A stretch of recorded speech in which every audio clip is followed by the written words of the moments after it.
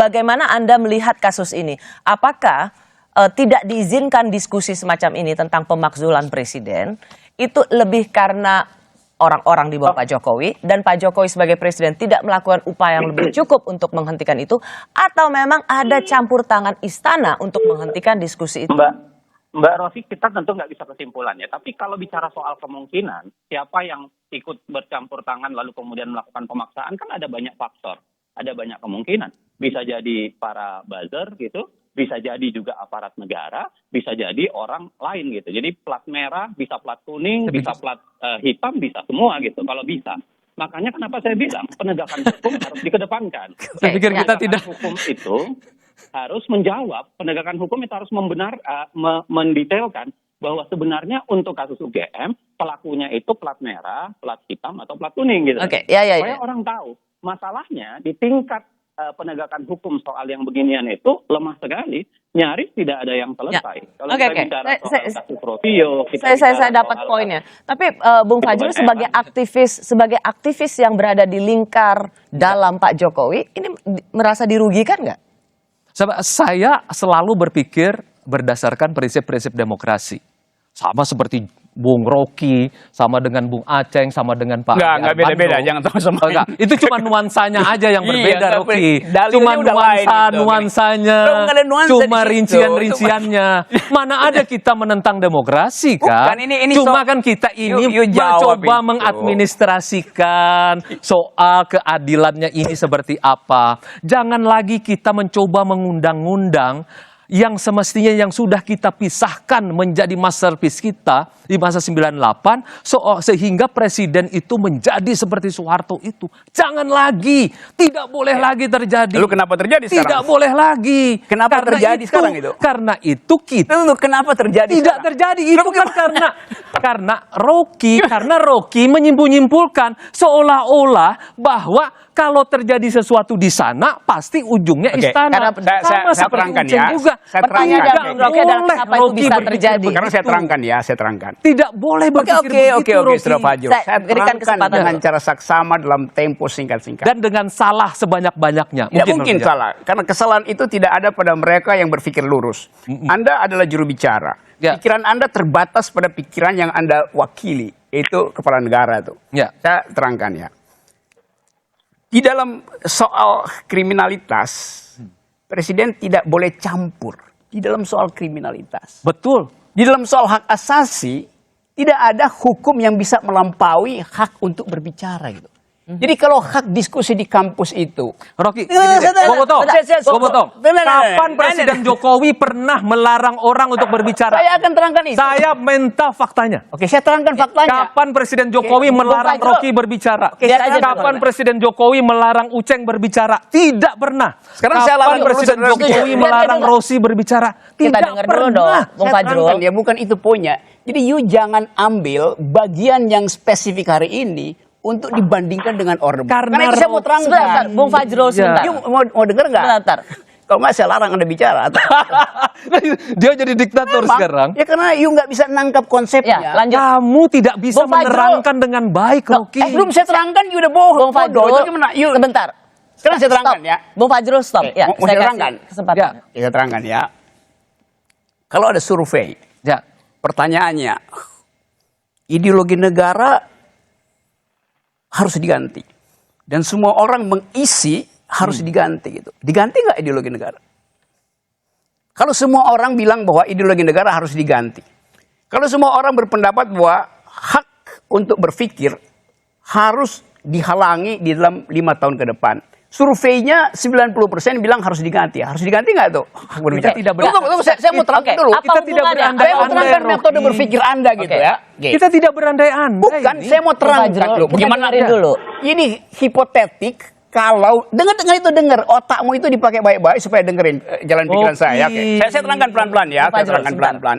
seandainya ada survei, saya mulai dengan seandainya. Tidak pakai seandainya deh. Kita berhadapan dengan Berarti fakta dia dan takut realita. untuk berpikir radikal. Kita mau uji pikiran dari kekuasaan. Daripada benar, saya terangkan sendirian. Menawarkan kepada saya mengenai fakta dan Saya mau data. terangkan itu. Tapi kemudian Anda lari lagi ke sana kemari, Rocky. Dia nggak mau dengar tuh. Poinnya apa? Poinnya apa dengan konteks Poin saya adalah kebebasan soal berbicara hak di akademik? asasi manusia itu bukan soal intervensi apa nggak intervensi. Presiden selain sebagai kepala eksekutif, dia kepala negara. Oke. Dia mesti kasih public address bahwa kampus itu bebas untuk mengucapkan apa aja, termasuk mencaci maki presiden. Presiden ini kan terikat kepada undang-undang dasar, konstitusi, kepada semua peraturan perundang-undangan. Dan dia secara normatif dan kemudian secara praktik harus mengikuti itu. Undang-undang dasar jelas Jadi mengatakan. tidak perlu, presiden tidak perlu. Oke, itu aja. Dia menyatakan itu. Dan presiden juga selalu mengatakan bahwa kita menjaga demokrasi. Dan kepada pihak penyelenggara mahasiswa, menurut saya sih biasa aja kan judulnya. Kalau dia lanjutkan juga mestinya jangan cengeng. Jalan aja.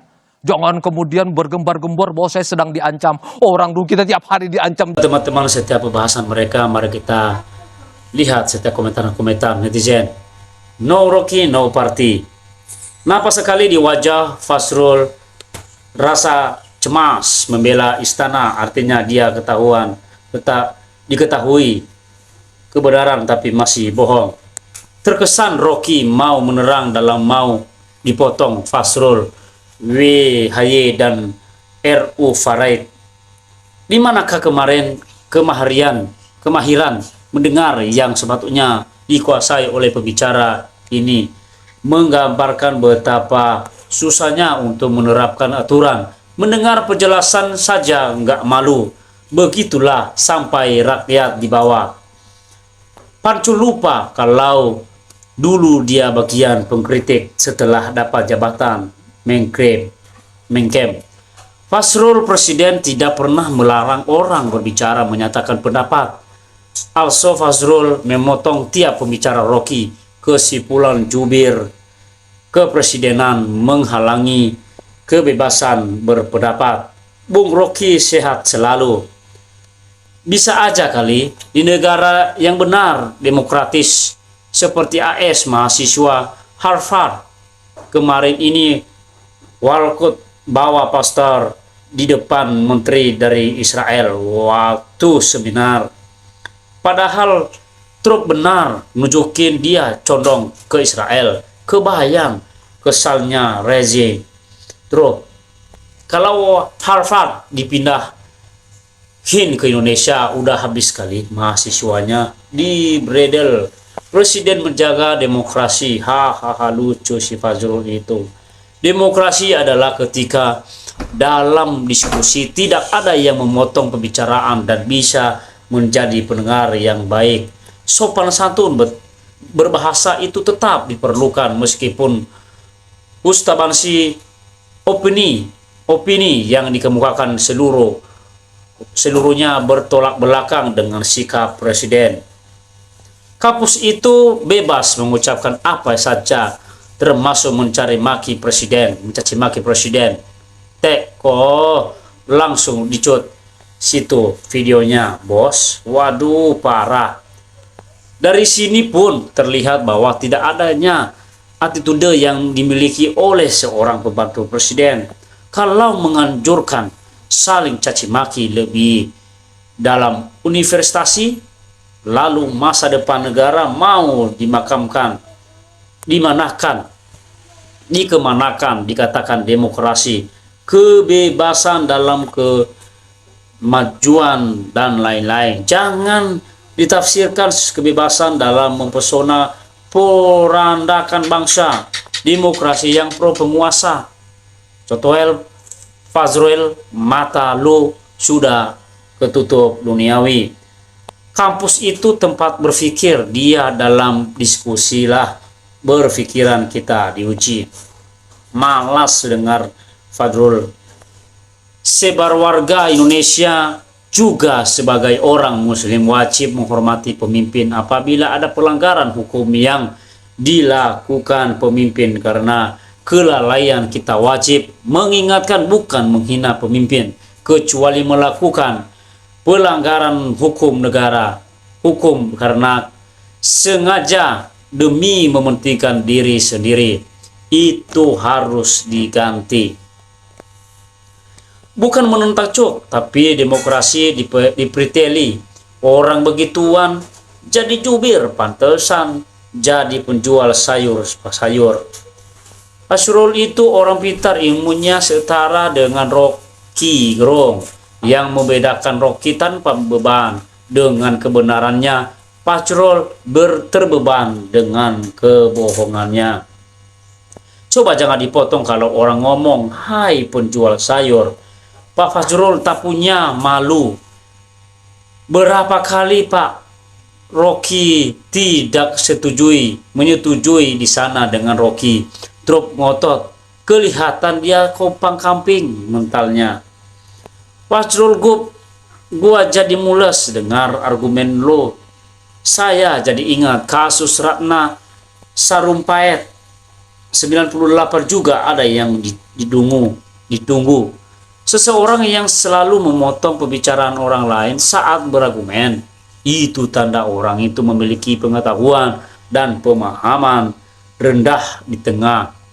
Ditambah lagi hanya ingin menutupi kebenaran yang pengen kepalanya pancul like.